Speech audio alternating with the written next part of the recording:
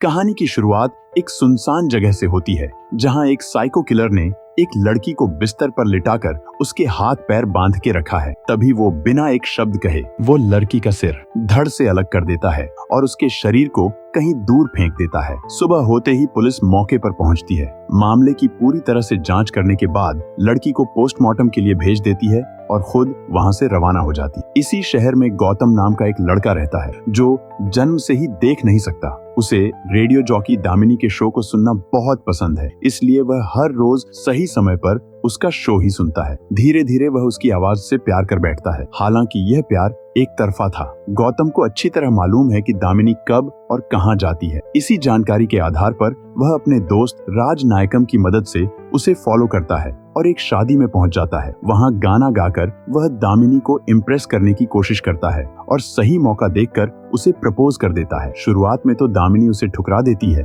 लेकिन फिर वह गौतम के पास जाकर कहती है कि अगर वह सच में उससे प्यार करता है तो अगले दिन एक जगह पर उससे मिलने का इंतजार करेगा। हालांकि वह उस जगह का नाम नहीं बताती, बल्कि उसे हिंट देती है कि वह उसका शो सुन ले। अगले दिन गौतम पूरी ध्यान से दामिनी का प्रोग्राम सुनता है। इसके बाद हम देखते हैं कि रात में दामिनी अकेले एक रेलवे स्टेशन पर गौतम का इंतजार कर रही है। वह पूरी उम्मीद के साथ सोच रही है कि गौतम जरूर आएगा, लेकिन गौतम के बजाय वहां साइको किलर पहुंच जाता है। वह दामिनी के चेहरे पर स्प्रे करता है, जिससे वह तुरंत बेहोश हो जाती है। बेहोश होने से पहले दामिनी मुस्कुराती है क्योंकि उसने गौतम को स्टेशन की ओर आते देख लिया था। गौतम वहां पहुंचकर दामिनी की मौजूदगी को उसके परफ्यूम की खुशबू से महसूस करता है और उसे आवाज लगाते हुए बेंच की ओर बढ़ता है। लेकिन चालाक किलर दामिनी को अपने कंधे पर उठाकर चुपचाप गौतम के सामने से निकल जाता है। दामिनी को वहां ना पाकर गौतम को महसूस होता है कि कुछ गलत हुआ है और वह तुरंत पुलिस को कॉल करके मदद मांगता है। उन्हें बताता है कि दामिनी को किलर ने अगवा कर लिया है। दूसरी ओर हम देखते हैं कि किलर दामिनी को एक अंधेरी जगह पर ले आया है और उसके हाथ पैर काटने की तैयारी कर रहा है, लेकिन वह देखता है कि दामिनी के चेहरे पर कोई डर नहीं है, बल्कि वह मुस्कुरा रही है। किलर उससे हैरानी में पूछता है, तुम मुस्कुरा क्यों रही हो? तुम्हें डर नहीं लग रहा? दामिनी जवाब देती है, आज से ठीक 7 दिन बाद मेरा जन्मदिन है और अगर मैं तब तक गौतम के पास नहीं पहुंची तो वो मुझे किसी भी कीमत पर ढूंढ कर निकालेगा। यह सुनकर किलर हैरान हो जाता है और उसकी उम्मीद के विपरीत दामिनी को मारने के बजाय उसकी चुनौती को स्वीकार कर लेता है। इसके थोड़ी देर बाद किलर बाहर जाकर एक सेक्स वर्कर को किडनैप करता है और उसे बेहोश करके अपने ठिकाने पर ले आता है। दामिनी की जगह अब वह उसके हाथ पैर बांधकर उसका भी सिर धड़ से अलग कर देता है, जिसे देख के दामिनी अंदर से डर जाता है। इधर किलर ये सब करने के बाद दामिनी से कहता है, जब गौतम तुम्हारी खोज में यहाँ आएगा तब मैं उसका सिर काटकर तुम्हारे हाथ में और तुम्हारा सिर काट के उसके हाथ में रख दूंगा। अगले दिन किलर उस सेक्स वर्कर की लाश को बाहर फेंक देता है। इसके थोड़ी देर बाद सुबह जल्द ही पुलिस वहां पहुंच जाती है। पुलिस अधिकारी मुथु कमिश्नर को जानकारी देता है कि दामिनी के पिता ने लाश को देखकर आइडेंटिफाई किया है कि यह लाश दामिनी का नहीं है। अब लाश के यह बात सुनकर गौतम भी वहां पहुंचता है और शरीर की गंध से वो भी समझ जाता है कि यह लाश दामिनी का नहीं है। गौतम तब अपनी मन को शांत करता है और वो सोचता है कि शायद पुलिस कुछ भी नहीं कर पाएगा, इसलिए वो खुद ही अपने तरीके से दामिनी को ढूंढने और बचाने का फैसला करता है। वो तुरंत सुशीला नाम की एक साइकेट्रिस्ट के पास जाता है और उसे बताता है कि दामिनी अभी भी जीवित है। डॉक्टर सुशीला उसे बताती है कि ऐसा नहीं होना चाहिए क्योंकि किलर अब तक जिन भी लड़कियों को किडनैप करके ले गया है उन्हें मार चुका है। फिर दामिनी के मामले में ऐसा क्या अलग हुआ कि तुम सोच रहे हो कि वो जिंदा है? खैर, साइकेट्रिस्ट गौतम को हिम्मत देते हुए कहती है कि 1.5 साल से पुलिस उसके पीछे है लेकिन अभी तक उसे पकड़ नहीं पाई। शायद इस बार तुम उसे पकड़ सकते हो, इसलिए तुम अपनी तरह से पूरी कोशिश करो। इसके बाद गौतम पुलिस कमिश्नर के पास मदद मांगने जाता है, जहां एक कांस्टेबल अकबर उसे कमला नाम की एक रिटायर्ड पुलिस अधिकारी के बारे में बताता है जो इस केस पर पहले ही काम कर चुकी थी। कमला का पता निकालकर गौतम तुरंत उसके घर पहुंचता है और दामिनी के बारे में उसे सब कुछ बताने लगता है, लेकिन कमला उसे वापस से वहां आने से मना कर देती है और उससे तीखी आवाज से बातें करती है। दरअसल एक एक्सीडेंट में कमला ने अपने दोनों हाथ पैर खो दिए थे, जिसके बाद वह पैरालाइज्ड हो गई और पूरी तरह से व्हील चेयर पर निर्भर हो गई है। अब कमला के इस रिएक्शन पर गौतम गुस्से में उसे एक थप्पड़ मार देता है और वहां से चला जाता है। दूसरी ओर पुलिस उस सेक्स वर्कर के इलाके में पहुंचकर एक औरत से पूछताछ करती है। वह औरत बताती है कि कल रात रानी ने मुझे फोन किया था और बताया था कि वह एक कस्टमर के साथ है। उसका कस्टमर उसे एक अच्छी कार में कहीं ले जा रहा था और वह दिखने में काफी अच्छा लग रहा था। इस जानकारी से पुलिस को पता चलता है कि किलर एक अमीर आदमी है, उम्र करीब 28 से 30 साल के आसपास है और उसके पास 1-2 लग्जरी कारें भी हैं। खैर, उसी रात कमला अपनी माँ के साथ गौतम के घर आती है। उसने तय कर लिया था कि वह गौतम की मदद करेगी और अब वह एक भी लड़की की जान नहीं जाने देगी। कमला कहती है कि हमें इस केस की पूरी जानकारी इकट्ठा करनी होगी जो फिलहाल सीआईडी के पास है। 1.5 साल पहले कमला इस केस पर काम कर चुकी थी, इसलिए उसे पता था कि सबूत और डिटेल्स कहाँ रखे हैं। कमला की मदद से गौतम सीआईडी के ऑफिस पहुंच जाता है। जैसे ही गौतम अलमारी खोलने वाला होता है, एक आदमी पीछे से उसे पकड़ लेता है और उसे एक कोने में ले जाता है। तभी मुथु अपनी घर की चाबी लेने के लिए ऑफिस में आ जाता है। मुथु को ताव पहले थोर शक होता है, लेकिन वहां ढूंढने पे कुछ नहीं मिलने पर वो वहां से चले जाते हैं। अब उसके जाने के बाद हमें पता चलता है कि ये दूसरा व्यक्ति अकबर था जिसने गौतम को छुपा दिया था। अकबर गौतम की मदद करते हुए उसे सभी डिटेल पेपर्स की जेरोक्स कॉपी दे देता है। डिटेल्स को घर ले जाकर जब कमला उन्हें स्टडी करती है तो उसे पता चलता है कि कुल मिलाकर 14 लड़कियां गायब हुई हैं। इनमें से 4 सेक्स वर्कर्स थीं और बाकी सभी लड़कियां अपने अपने क्षेत्र में काफी सफल थीं। जो भी लड़की गायब हुई वह दिन दहाड़े सड़क से गायब हो गई थी। गौतम पुलिस टीम के साथ सभी विक्टिम्स के घर जाकर किडनैपिंग के बारे में पूछताछ करता है। सभी का कहना था कि घर लौटते वक्त उनकी बेटियां रास्ते से गायब हो गई थी। ये सारी बातें सुनने के बाद गौतम उन जगहों पर जाता है जहां इन लड़कियों को आखिरी बार देखा गया था। गौतम नोटिस करता है कि सभी क्राइम सीन पर एक चीज कॉमन थी, एक डस्टबिन। इससे गौतम और कमला समझ जाते हैं कि जब वह लड़की घर वापस जा रही होगी तो उसने डस्टबिन के पास कुछ देखा होगा। पास में खेल रहे बच्चों से पूछने पर उन्हें पता चलता है कि बच्चों ने रूपा नाम की लड़की के हाथ में एक पप्पी देखा था। इससे गौतम और कमला यह अनुमान लगाते हैं कि किलर पहले एक प्यारा सा पप्पी खरीदता होगा और उसे डस्टबिन के पास छोड़ देता होगा। फिर जब लड़की पप्पी को देखकर अपनी गाड़ी रोकती होगी तो किडनैपर कहता होगा कि ये कुत्ता मेरा है, कृपया इसे मेरे पास लाकर दें। जैसे ही लड़की उसके पास जाती होगी वह उसे बेहोश करके किडनैप कर लेता होगा। अगले दिन किडनैपर उसी प्लान के अनुसार एक और लड़की को किडनैप करने का प्रयास करता है, लेकिन सफल नहीं हो पाता। दरअसल कमला और गौतम ने फेसबुक पर एक पोस्ट डाल दी थी जिसमें लोगों को आगाह किया गया था कि अगर उन्हें कोई छोटे सी पप्पी को रास्ते में अकेले घूमते हुए दिखे तो उससे दूर रहें। इस पोस्ट की वजह से किडनैपर का प्लान नाकाम हो गया। इस बात का पता चलते ही किलर सीधे एक हैकर के पास जाता है और इस पोस्ट को फेसबुक से हटाने के लिए कहता है। जैसे ही काम पूरा होता है वह उस हैकर को भी मार डालता है। उस रात किलर उसी लड़की को किडनैप करता है जो सुबह उसकी पकड़ से बच गई थी। इस बार वह उसे अपने वही जगह पर ले जाता है और उसकी सैर को धड़ से अलग कर देता है, लेकिन इस बार वो लड़की का सिर काटकर उसकी बॉडी को अपने साथ ले जाता है और उसे गौतम के घर के सामने रखकर एक मैसेज छोड़ देता है, advance happy birthday Gautam. Gautam को लड़की के शरीर से एक अजीब महक आती है और वह अपने दोस्त राजनायकम को एक सफेद और एक काले स्वर को लाने के लिए कहता है। राजनायकम दोनों स्वरों को लेकर आता है और गौतम को यह पता चलता है कि हाल ही में मरी एक वेश्या के शरीर से भी यही गंध आ रही थी। वे सभी पिग फार्मों पर जाकर जांच पड़ताल करते हैं, लेकिन उन्हें ऐसा कोई भी युवा मालिक नहीं मिलता जो किलर की पहचान से मेल खाता हो। इस बीच मुथु को यह बात पता चल जाती है कि गौतम और उसकी टीम पिग फार्म जाकर पूछताछ कर रहे हैं, क्योंकि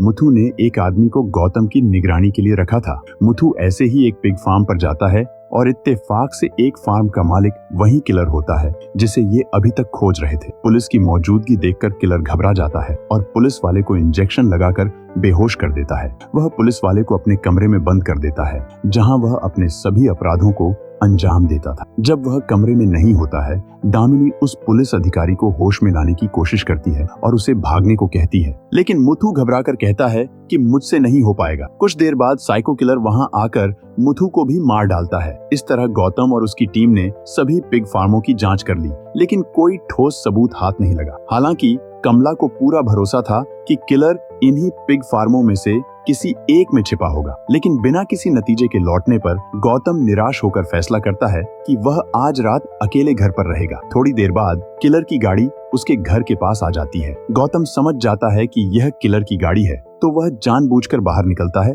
और हाथ में कैक्टस का पौधा लेकर गाड़ी के पास जाता है। वहीं दूर खड़ा राजनायकम अपनी गाड़ी से किलर की गाड़ी का पीछा करने लगता है। दोनों के बीच एक लंबी चेज होती है, लेकिन दुर्भाग्य से राजनायकम किलर के हाथों मारा जाता। किलर फिर राजनायकम के फोन से गौतम को कॉल करके धमकी देता है कि वह दामिनी को उसके जन्मदिन के दिन मार डाले। अगले दिन गौतम को राजनायकम की मौत का पता चलता है। यह खबर सुनकर वह बेहद दुखी हो जाता है, क्योंकि राजनायकम उसकी आंखें और सच्चा दोस्त था। पोस्टमार्टम करने वाले डॉक्टर गौतम को राज का सामान सौंपते हैं और बताते हैं कि किलर उसकी दाहिने हाथ की छोटी उंगली काट कर ले गया है। यह सुनकर गौतम खुद को किलर की तलाश से अलग करने का निर्णय लेता है। इस बात से कमला नाराज होकर कहती है कि अगर उसे इतनी जल्दी हार माननी थी तो उसे उम्मीद दिलाने का क्या मतलब था। अगर उस समय वह कॉलेज की सीढ़ियों से नहीं गिरी होती तो आज वह खुद ही यह केस सुलझा लेती। कमला की बात सुनकर गौतम और वह उस कॉलेज में जाते हैं जहां 1.5 साल पहले एक स्टूडेंट की हत्या हुई थी और उसी सिलसिले में कमला वहां आई थी। सीसीटीवी फुटेज की जांच करने पर उन्हें एक संदिग्ध व्यक्ति दिखाई देता है जो मुंह छुपाए हुए बैठा था। दोनों प्रिंसिपल से मिलते हैं और पूछते हैं कि यह व्यक्ति कौन है। प्रिंसिपल बताते हैं कि वे नहीं जानते कि वह कौन था, पर इतना जरूर याद है कि वह लेफ्ट हैंडेड था, क्योंकि उसने पॉपकॉर्न भी बाएं हाथ से लिया था और पूरे फंक्शन के दौरान उसका दायां हाथ उसकी पॉकेट में ही था। यह सुनकर गौतम को एक अहम सुराग मिलता है और वह फौरन जाकर राजनायकम के सामान की जांच करता है। गौतम को यह स्पष्ट हो जाता है कि किलर के दाहिने हाथ में छोटी उंगली नहीं है, जो कि उसके दोस्त ने एक महत्वपूर्ण सुराग के रूप में छोड़ा था। गौतम को यह भी याद आता है कि जब किलर उसके घर आया था उसने उसकी गाड़ी का माप ले लिया था। इसी माप की मदद से वह अलग अलग कार कंपनियों में पूछताछ करता है और आखिरकार उन्हें सफलता मिल जाती है। एक कार कंपनी का कर्मचारी बताता है कि आपके बताए अनुसार अंगुलीमाल नाम का एक व्यक्ति है जिसके पास एक होटल और एक पिग फार्म है। किलर का पता लगाकर गौतम और कमला उसी पिग फार्म पर पहुंचते हैं, लेकिन वहां उन्हें पता चलता है कि अंगुलीमाल अब भी बाहर है। इस मौके का फायदा उठाकर गौतम उसके ऑफिस की तलाशी लेने लगता है। इसी जांच के दौरान उसे एक नक्शा मिलता है जिसे वह कमला को दिखाता है। फिर दृश्य बदलता है और हम दामिनी को एक बंद कोठरी में देखते हैं। वहां उसे एक महिला नजर आती है जो कई सालों से वहां कैद है। दामिनी के पूछने पर वह बताती है कि उसका नाम रेचल है और वह अंगुलीमाल की टीचर थी। अंगुलीमाल एक अनाथालय में बड़ा हुआ था और बचपन में रेचल ने उसे सजा दी थी, जिसका बदला वह आज ले रहा है। दूसरी तरफ कमला नक्शे पर माचिस की तीलियों से संकेत लगाकर गौतम के लिए उसे समझना आसान बना देती है। गौतम भी उंगलियों से नक्शे को याद कर लेता है और दोनों ठान लेते हैं कि वे दामिनी को वहां से छुड़ाएंगे। कमला दिशा बताती है और गौतम गाड़ी चलाता है। अंगुलीमाल दामिनी को एक जगह लाकर कुर्सी पर बिठा देता है और सामने उसकी टीचर रेचल भी होती है। वह अपने बचपन की उस घटना को दोहराता है जब रेचल ने उसे मास्टरबेट करने पर सजा दी थी और रोज उसे 60 बार मारा करती थी। अंगुलीमाल उसके सामने माफी मांगता है, लेकिन फिर वह दामिनी को मारने की तैयारी करने लगता है। दामिनी उससे पूछती है कि वह मरा हुआ पुलिस वाला कौन था। अंगुलीमाल बताता है कि जब उसे गिरफ्तार करके जुवेनाइल होम ले जाया जा रहा था, तब उस पुलिस वाले ने उससे गलत हरकत की थी, इसलिए उसने उसे मार डाला। गौतम और कमला भी वहां पहुंच जाते हैं और उनके अंदर जाते ही अलार्म बजने लगता है। अंगुलीमाल गौतम को मारने ही वाला होता है कि तभी इलाके में पावर कट हो जाता है, जिसे कमला की मां ने प्लान करके करवाया था। अंधेरे में अंगुलीमाल गौतम को खोजने लगता है और कहता है कि वह हार चुका है, या तो वह गौतम को मारेगा या खुद मारा जाएगा। तभी गौतम सामने आकर उसके पेट में छुरा मारकर उसे घायल कर देता है और बिजली का झटका देकर बेहोश कर देता है। गौतम उसके हाथ जंजीरों से बांध देता है, फिर दामिनी के हाथ पैर खोलकर उसे वहां से ले जाता है। अंगुलीमाल जोर से चिल्लाता है कि टीचर, मुझे अकेला छोड़कर मत जाओ, मैं अकेला नहीं रहना चाहता। यह सुनकर दामिनी चाबी उसकी तरफ फेंक देती है। अंगुलीमाल चाबी लेने आगे बढ़ता है, लेकिन रेचल चाबी को उठाकर निकल जाती है। गुस्से में अंगुलीमाल उसका पेट चीरकर खुद को जंजीरों से आजाद कर लेता है, लेकिन जब वह बाहर आता है तब तक गौतम, कमला और दामिनी वहां से निकल चुके होते हैं। अगले दिन पुलिस दामिनी को प्रेस के सामने बैठाती। पूछने पर वह कहती है कि उसे अंगुलीमाल में कोई साइको किलर नहीं दिखा, बल्कि वह उसे एक छोटा बच्चा लगा जिसे अकेला छोड़ दिया गया था और उसके अकेलेपन का फायदा उठाया गया था। वह कहती है कि अगर वह उसकी माँ या बहन होती तो उसे इतना प्यार मिलता कि वह कभी साइको किलर नहीं बनता। यह इंटरव्यू देखकर अंगुलीमाल समझ जाता है कि किसी ने पहली बार उसे समझा और प्यार की नजरों से देखा है। अपनी गलतियों और हार को स्वीकार करते हुए वह एक पहाड़ से कूदकर अपनी जान दे देता है। इसी के साथ फिल्म का अंत होता है।